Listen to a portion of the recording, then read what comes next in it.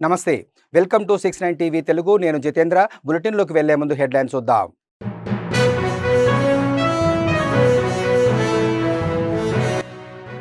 మహిళలు ఆర్థికంగా ఎదగడానికే వడ్డీ లేని రుణాల మంజూరు. మహిళల చేతిలో డబ్బు ఉంటే కుటుంబము, గ్రామము బాగుపడుతుందన్న మంత్రి సీతక్క.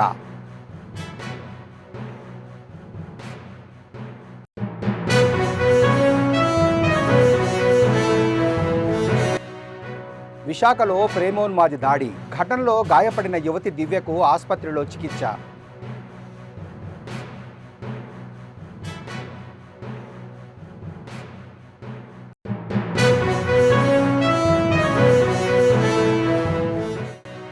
ఎయిట్ డీఎస్పీ అభ్యర్థులకు ప్రభుత్వం న్యాయం చేయాలని ఓబీసీ జాతీయ అధ్యక్షుడు అంగిరేకుల వరప్రసాద్. క్వాలిఫైడ్ అభ్యర్థుల్లో చాలామంది ఎస్సీ, ఎస్టీ, బీసీ, మైనార్టీలు, అగ్రకుల పేదలు ఉన్నారని వేడుకోలు.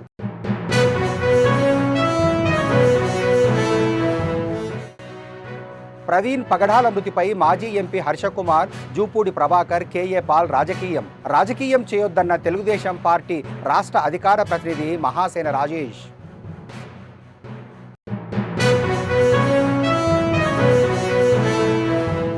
మహిళలు ఆర్థికంగా ఎదగడానికి పలు వ్యాపారాలు చేసుకునే విధంగా రాష్ట్ర ప్రభుత్వం వడ్డీ లేని రుణాలను మంజూరు చేస్తున్నదని, నేడు స్వయం సహాయక సంఘాలు 10 మందికి సహాయపడే విధంగా ఎదిగాయని రాష్ట్ర పంచాయతీరాజ్, గ్రామీణ అభివృద్ధి, గ్రామీణ నీటి సరఫరా, మహిళా శిశు సంక్షేమ శాఖ మంత్రి దనసరి అనసూయ సీతక్క అన్నారు. ప్రతి ఇంట్లోని మహిళా చేతిలో 10 రూపాయలు ఉంటే ఆ కుటుంబంతో పాటు ఆ గ్రామం బాగుంటుందని అభిప్రాయపడ్డారు. బుధవారం గోవిందరావుపేట మండలం చాల్వాయి గ్రామంలో స్వయం సహాయక సంఘాల మహిళలచే నిర్వహించిన సమావేశం అదనపు కలెక్టర్, స్థానిక సంస్థల ఇన్ఛార్జి డిఆర్డీఈఓ సంపత్రావు అధ్యక్షతన జరిగే ముఖ్య అతిథులుగా Bhadrachalam MLA Tellam Venkatrao, SERP CEO Divya, జిల్లా కలెక్టర్ దివాకర్ టిఎస్ పాల్గొన్నారు.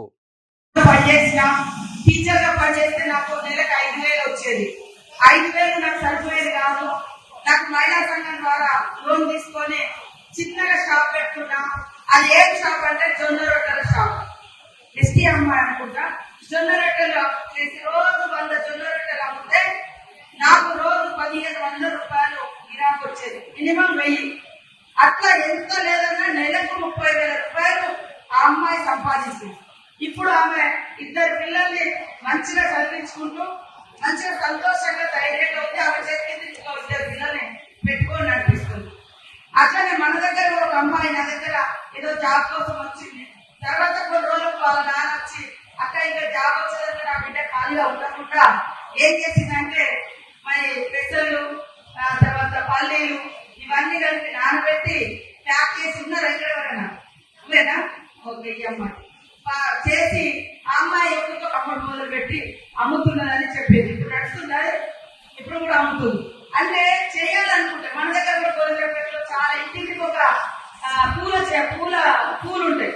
కొంతమంది రోజు పూలు కొనుక్కుంటూ లేదా బస్సు కూడా వేసి హన్మకొండ కూడా పంపచ్చు. అందరు పూలు కూడా జమ చేసి అట్లా ఏ లొకేషన్ లో ఏ ఏరియాలో ఏం నడుస్తుంది, పబ్లిక్ ఏం వాడుతున్నారు, వాళ్ళు ఎక్కడి నుంచి తెప్పించుకుంటున్నారు, అది ఎక్కడో హైదరాబాద్ నుంచి, హన్మకొండ నుంచి, ఎక్కడి నుంచో రాకుండా మన ఊళ్ళలో మనం తయారు చేసిస్తే వాళ్ళకి తక్కువ రేట్ వస్తుంది. సేమ్ రేట్ లో మనకు కూడా ఒక ఉపాధి ఉంటుంది. కాబట్టి మీరు అట్లా కూడా ఆలోచించాలి. ప్రతి ఒక్కరు కూడా ఒక చిన్న వ్యాపారవేత్తలాగా మీరు స్టార్ట్ చేసుకోండి. పెద్దోళ్ళు ఎవరు ఒకటేసారి కోటీశ్వరులు కాలే. ఇలా రామోజీరావు గారు కూడా చిన్నగా పాల ప్యాకెట్ వేసిందట ఒకప్పుడు, పేపరు అని అంటే ఆయన స్టోర్ అట్లా అంటారు. పాల ప్యాకెట్లు కూడా వేసింది ఆయన చిన్న వయసులో. ఎంతో మంది అదాని అంబానీ వాళ్ళ నాన్న ఒక టీచర్ ఉంటే, తర్వాత పెట్రోల్ బంక్ లో పనిచేస్తారు. ఇట్లా రకరకాల స్టోరీలు ఉన్నాయి. కాబట్టి ఎవరు ఏ అడుగైనా కూడా ఒక అడుగుతోటే మొదలవుతుంది. దారి మనము ఇక్కడి నుంచి ఏడునగరం పోవాలంటే ఒక అడుగుతోటే మొదలు పెడతాం, 100 కిలోమీటర్లు నడుస్తాం. అసలే నడక పని చేస్తే ఏం సాధించలేదు. కాబట్టి మంచో చెడు ఒక అడుగు ముందుకేయాలి. మీరు ఒక్కరు సాధ్యం లేనప్పుడు నలుగురు కలిసి చేయండి. నలుగురు కాకుంటే 5, 10 మంది కలిసి చేసుకోండి. ఖచ్చితంగా స్వయం కృషి నగర్ దగ్గర ప్రేమోన్మాది తల్లి కూతురుపై కిరాతకంగా కత్తితో దాడి చేసి పరారైపోయాడు. మధ్యాహ్నం 12:30 ఈ సంఘటన జరిగినట్టు సమాచారం. ఘటనలో గాయపడిన యువతి దివ్యకు ఆసుపత్రిలో చికిత్స అందిస్తున్నారు. దాడిలో కూతురు కడ్డొచ్చిన తల్లి లక్ష్మి మృతి చెందింది. నిందితుడు నవీన్ను పోలీసులు అదుపులోకి తీసుకున్నారు. దీపిక డిగ్రీ చదువుకొని ఇంటి దగ్గర ఖాళీగా ఉందని తెలుస్తుంది. మధురవాడ పోలీసులు కేసు నమోదు చేసి దర్యాప్తు చేస్తున్నారు. నక్క దీపిక అని 20 సంవత్సరాలు అమ్మాయిలు ప్రేమిస్తున్నారండి. ఇప్పుడు రీసెంట్ గా పెళ్లి సంబంధాల గురించి కూడా మాట్లాడడం జరిగింది. కానీ ఇప్పుడు నేను తండ్రి గారితో కూడా మాట్లాడాను. తండ్రి ఏమన్నారంటే, నేను 1 year ఆగమని చెప్పాను. ఎందుకంటే అబ్బాయి ప్రవర్తన మాకు నచ్చలేదు. సో ఈరోజు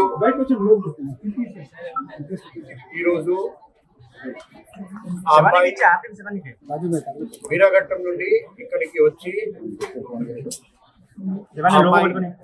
అమ్మాయి అమ్మ మీద దాడి చేసి కత్తితో దాడి చేసి చంపేశారు. ఆ అమ్మాయి కూడా ఇంజ్యూర్డ్ అయినాయి. ఆ ముద్దాయి నవీన్ ని వెంటనే శ్రీకాకుళం జిల్లా మండలం అక్కడ పట్టుకోవడం. ముద్దాయి నవీన్ ని ఇప్పుడు అమ్మాయి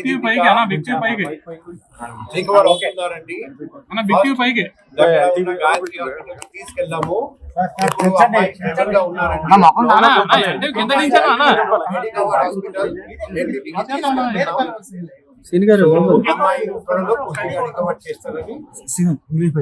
ఆశిస్తున్నాం.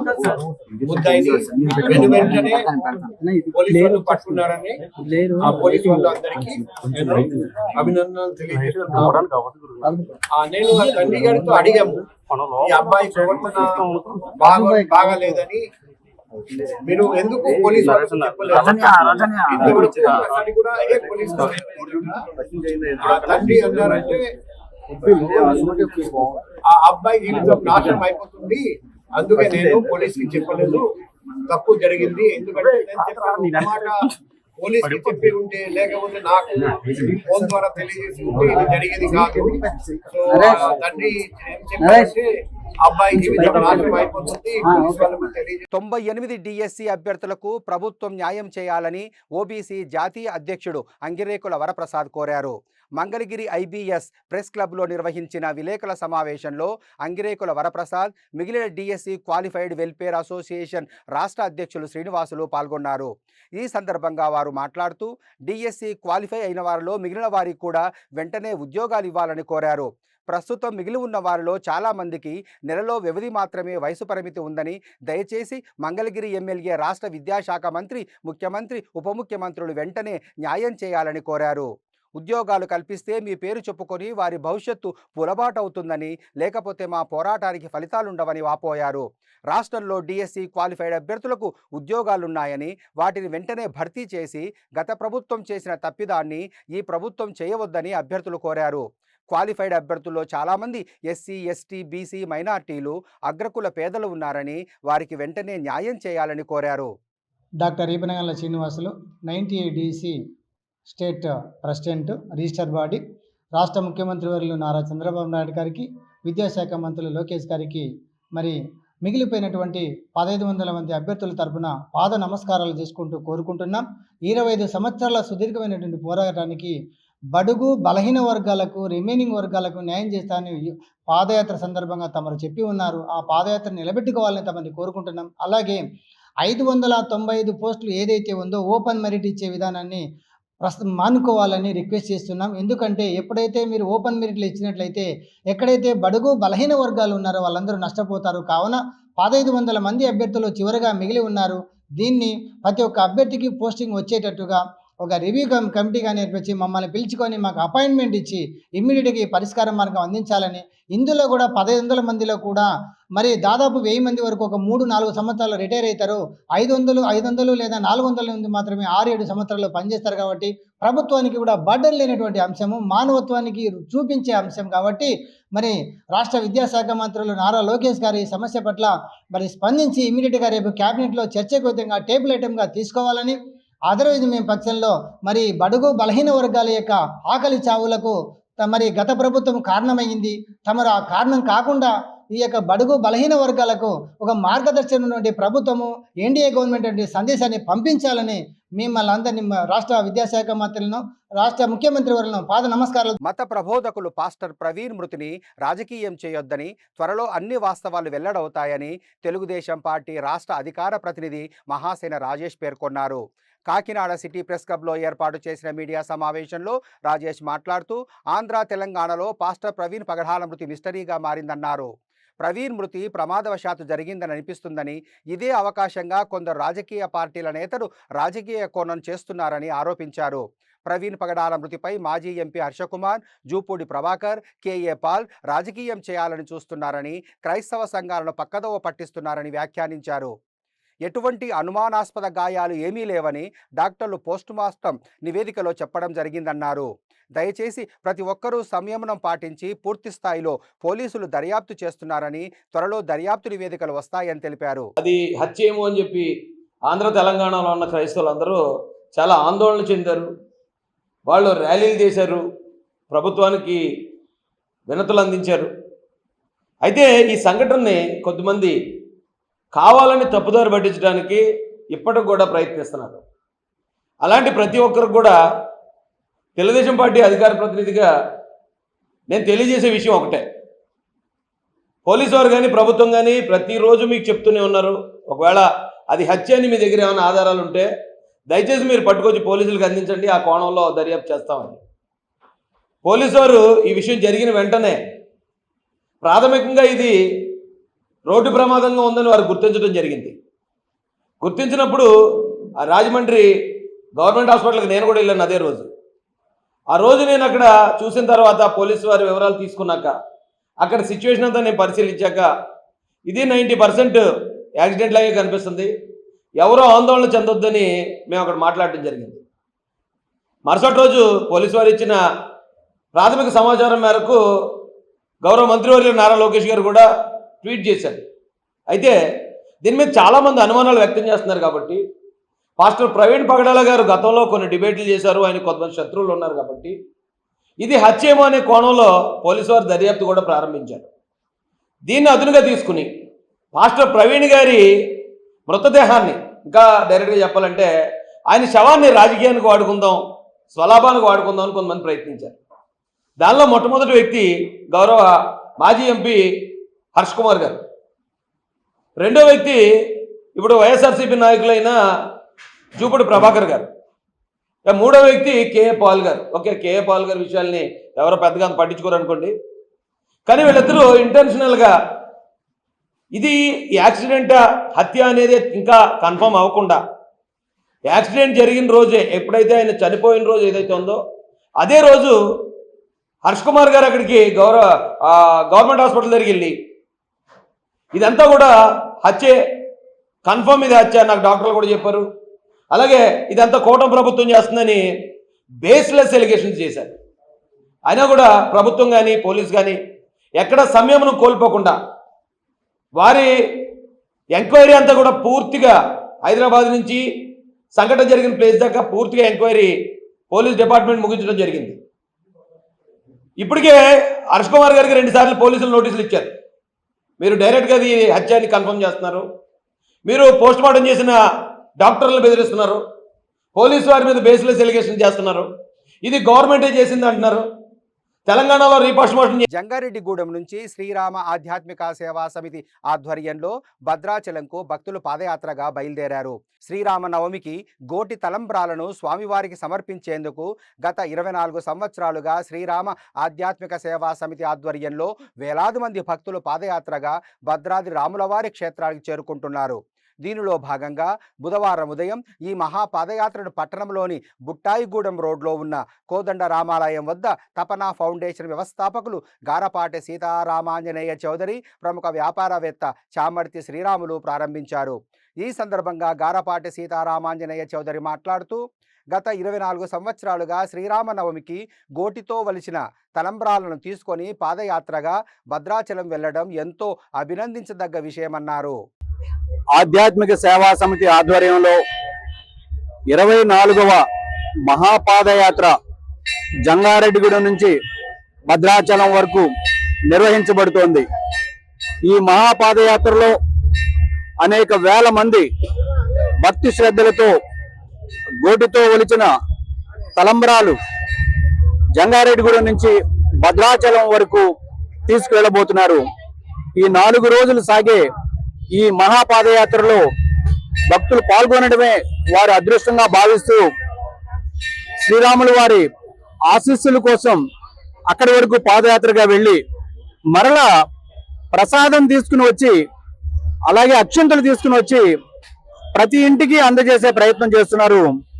ఈ ప్రయత్నం గత 24 సంవత్సరాలుగా జరుగుతోంది. మన అందరం కొనియాడవలసిన సందర్భం ఇది. అదేవిధంగా హిందూ సమాజం మీద అనేక చోట్ల అనేక విధాలుగా జరుగుతున్న దాడులను మనం దృష్టిలో పెట్టుకుని హిందువులందరూ కులాలకి, వర్గాలకి, పార్టీలకి అతీతంగా అందరూ కూడా సంఘటితంగా ఉండాలి. జంగారెడ్డిగూడెం నుంచి భద్రాచలం వరకు ప్రతి గ్రామం నుంచి ఓడితో బియ్యంతో పాదయాత్రగా బయలుదేరి రాములవారి కళ్యాణానికి ఈ తలంబ్రాలను సమర్పించడం ఆనవాయితీ. అదే క్రమంలో ఇది ఈ సంవత్సరంతో 24 సంవత్సరాలు పూర్తవుతుంది. దీనికి భక్తులు, పెద్దలు, పుర ప్రముఖులు వీరందరి సహకారంతో ఈ యాత్ర ఈ సంవత్సరాలుగా దిగ్విజయంగా కొనసాగుతుంది. తెలుగుదేశం పార్టీ పోలిట్ బ్యూరో సభ్యులు మాజీ ఎమ్మెల్సీ టీడీ జనార్దన్ జన్మదిన వేడుకలు కాకినాడలో నారా లోకేష్ యువజన ఫౌండేషన్ రాష్ట్ర అధ్యక్షులు మండపాక సుబ్బు ఆధ్వర్యంలో ఘనంగా నిర్వహించారు. ముందుగా దేవాలయంలో ప్రత్యేక పూజలు నిర్వహించి కేక్ కట్ చేసి శుభాకాంక్షలు తెలియజేశారు. అనంతరం బాటసారులకు చెరుకు రసం చలివేంద్రం ఏర్పరిచి పేద మహిళలకు వస్త్రాలు పంపిణీ చేసి అన్నదానం నిర్వహించారు.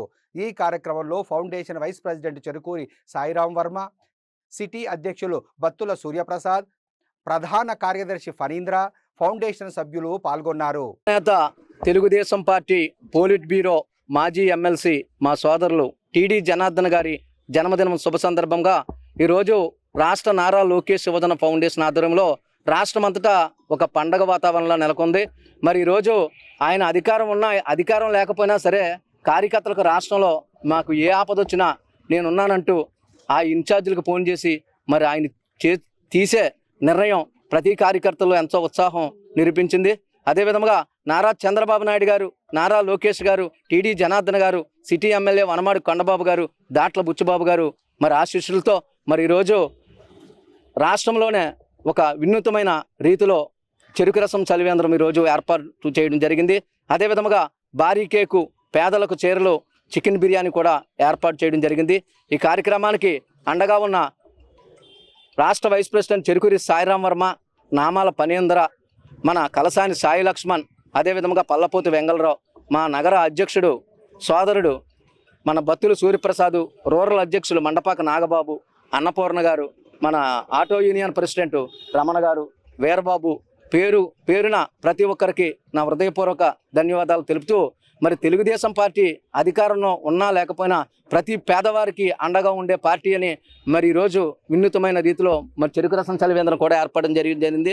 మాకు మరొకసారి అలాగే చీరలు, చికెన్ బిర్యానీ, అనేక సేవా కార్యక్రమాలతో దేశ చరిత్రలోనే 1036వ రోజు మరి ఎవరూ చేయలేని పని ఫౌండేషన్ కార్యకర్తలు పూనుకుని మరి ఇన్ని రోజులు ఏకదాటిగా ఉచిత భోజన వసతి కల్పిస్తున్న ఫౌండేషన్ రాష్ట్ర కమిటీ సభ్యులందరికీ నా హృదయపూర్వక అభినందనలు తెలుపుతూ రాష్ట్ర ప్రభుత్వం తలపెట్టిన రతన్ టాటా ఇన్నోవేషన్ హబ్ని తీర్చిదిద్దేందుకు వన్ ఫ్యామిలీ వన్ ఎంటర్ప్రెన్యూర్ సంకల్పాన్ని నిజం చేసేందుకు పారిశ్రామికవేత్తలు, కార్పొరేట్ సంస్థలు, ప్రొఫెసర్లు, మేధావులు ముందుకు రావాలని ముఖ్యమంత్రి నారా చంద్రబాబు నాయుడు పిలుపునిచ్చారు.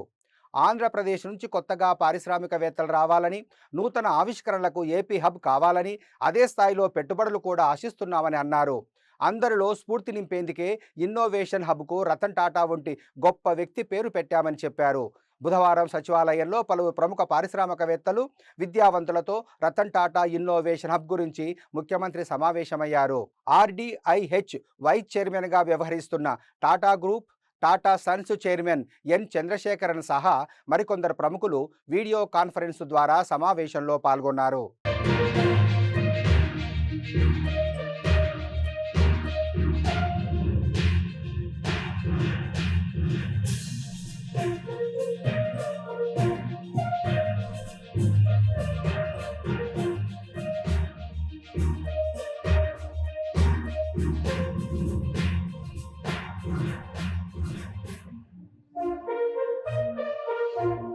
తెలంగాణ మాజీ ముఖ్యమంత్రి కేసీఆర్ భారత రాష్ట్ర సమితి ముఖ్య నాయకులతో సమావేశం నిర్వహించారు. భవిష్యత్ కార్యాచరణ గురించి చర్చించారు. ప్రతి శ్రేణులకు దిశానిర్దేశం చేశారు. ప్రభుత్వ వైఫల్యాలను ప్రజల ముందు ఎండగట్టాలని ఆయన పార్టీ శ్రేణులకు పిలుపునిచ్చారు.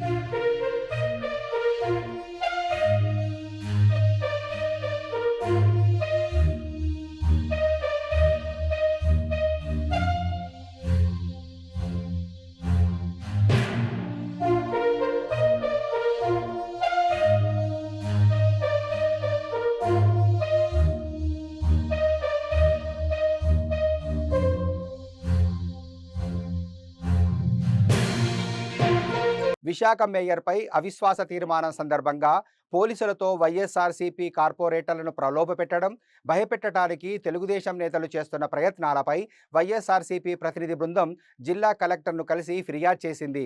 అనంతరం కలెక్టరేట్ బయట గుడివాడ అమర్నాథ్ మీడియాతో మాట్లాడుతూ పోలీస్ అధికారులు పచ్చచొక్కాలు వేసుకున్నట్లుగా రాజకీయ ప్రయోజనాల కోసం చట్టాలను అతిక్రమించి పనిచేస్తున్నారని ఆగ్రహం వ్యక్తం చేశారు. వైఎస్ఆర్సీపీ కార్పొరేటర్ల ఇళ్లకు అర్ధరాత్రి సమయాల్లో వెళ్లి మహిళలను బెదిరించడం దారుణమని అన్నారు. వైఎస్ఆర్సీపీ మేయర్పై తెలుగుదేశం పార్టీకి 3/2 మెజార్టీ లేకపోయినప్పటికీ అవిశ్వాస తీర్మానం పెట్టారని, ఎన్ని చేసినప్పటికీ వైఎస్ఆర్సీపీకి స్పష్టమైన మెజారిటీ ఉందని అన్నారు. గౌరవ మేయర్ గారి మీద గత నెల 21వ తారీఖున కూటమిలో ఉన్నటువంటి కార్పొరేటర్లు గౌరవ మేయర్ గారి మీద అవిశ్వాస తీర్మానం ఇస్తూ జిల్లా కలెక్టర్ గారికి లేఖ ఇచ్చినటువంటి విషయం మీ అందరికీ తెలుసు. వాస్తవానికి కూటమికి బలం లేకపోయినప్పటికీ వైఎస్ఆర్ కాంగ్రెస్ పార్టీ గుర్తు మీద గెలిచినటువంటి 57 మంది కార్పొరేటర్లు ఉన్నప్పటికీ వారికి సరైనటువంటి బలం కార్పొరేషన్లో లేనప్పటికీ ప్రభుత్వంలో ఉన్నామనేటువంటి ఏకైక ఉద్దేశంతో ఏ అరాచకాలైనా సృష్టించవచ్చు, ఎన్ని దౌర్జన్యాలైనా చేయొచ్చు, ఎన్ని ప్రలోభాలైనా పెట్టొచ్చు, ఎంతమందినైనా మన వైపు లాక్కోవచ్చు, ఎంతమందినైనా బెదిరించవచ్చు అనేటువంటి ఉద్దేశంతో వారికి ఉన్నటువంటి ఈ క్వాలిఫికేషన్స్తో వారు మా మేయర్ గారి మీద అవిశ్వాస తీర్మానం ఇవ్వడం మనందరం కూడా చూసాం. సరే, వారికి సరైనటువంటి బలం లేకపోయినా మా దగ్గర నుంచి కొంతమంది కార్పొరేటర్ని వాళ్ళు బెదిరించో, భయపెట్టో, ప్రలోభ పెట్టో, లేదా వాళ్ళు తీసుకోనో ఏదో జరిగి కొంతమంది వెళ్ళిపోయినప్పటికీ అయినప్పటికీ వారికి బలం సరిపోకపోయినా, ఎందుకంటే నో కాన్ఫిడెన్స్ పెట్టినప్పుడు అవిశ్వాస తీర్మానం 2/3 మెజారిటీ అనేటువంటిది వారికి ఉండాలి. అది లేనప్పటికీ 4-5 వాళ్ళకి తక్కువైనప్పటికీ ఇంకా ఏదో రకమైనటువంటి ప్రయత్నం చేయాలి, భయపెట్టాలి, బెదిరించాలనేటువంటి ప్రక్రియ కొనసాగుతూ ఉంది. రేపు కానీ ఇంకా ఇటువంటివి కొనసాగితే 19వ తారీఖు ఎన్నికలు ఇచ్చారు. ఎస్, ప్రజాస్వామ్యబద్ధంగా ఆ ప్రాసెస్ జరుగుతుంది. ఆ ప్రాసెస్కి ఏ రకంగా బలం ఉన్నటువంటి వారు ఎవరి బలం ఏంటో నిరూపించుకుంటాం, దాని ప్రకారం ముందుకెళ్తుంది. కానీ ఈ లోపు ఇటువంటి బెదిరింపులు, భయపెట్టడాలు, బ్లాక్మెయిలింగ్లు, పోలీస్ వ్యవస్థను వాడుకోవడం ఇలాంటివి చేస్తే మరింత వైఎస్ఆర్ కాంగ్రెస్ పార్టీ నాయకత్వం అంతా కూడా రోడ్డు ఎక్కాల్సినటువంటి పరిస్థితి వస్తుంది. అవసరమైతే ఏ పోలీస్ స్టేషన్లో అయితే ఈ పోలీస్ ఆఫీసర్స్ ఈ రకంగా వ్యవహరిస్తూ ఉన్నారు, అందరూ కాదు కొంతమంది మాత్రం చాలా ఇంకా బహుశా కాకి యూనిఫామ్ తీసేసి ఆ పచ్చ చొక్కాలు ఇచ్చేస్తే మన రామానాయుడు గారు వేస్తుంటారు, పాలకొల్లు రామానాయుడు గారు పసుపు చొక్కా ఒకటి. బులెటిన్ ముగించే ముందు హెడ్లైన్స్ మరోసారి.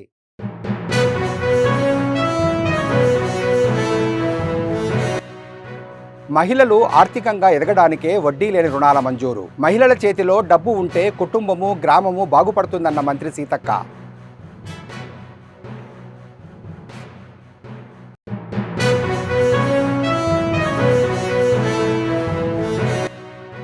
విశాఖలో ప్రేమోన్మాది దాడి. ఘటనలో గాయపడిన యువతి దివ్యకు ఆసుపత్రిలో చికిత్స.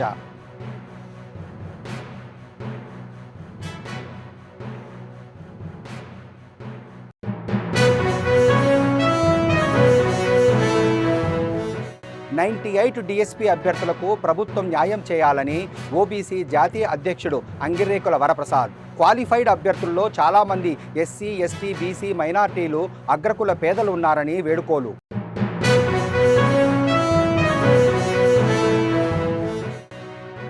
ప్రవీణ్ పగడాల మృతిపై మాజీ MP Harshakumar, Jupudi Prabhakar, KA Paul రాజకీయం చేయొద్దన్న తెలుగుదేశం పార్టీ రాష్ట్ర అధికార ప్రతినిధి మహాసేన రాజేష్.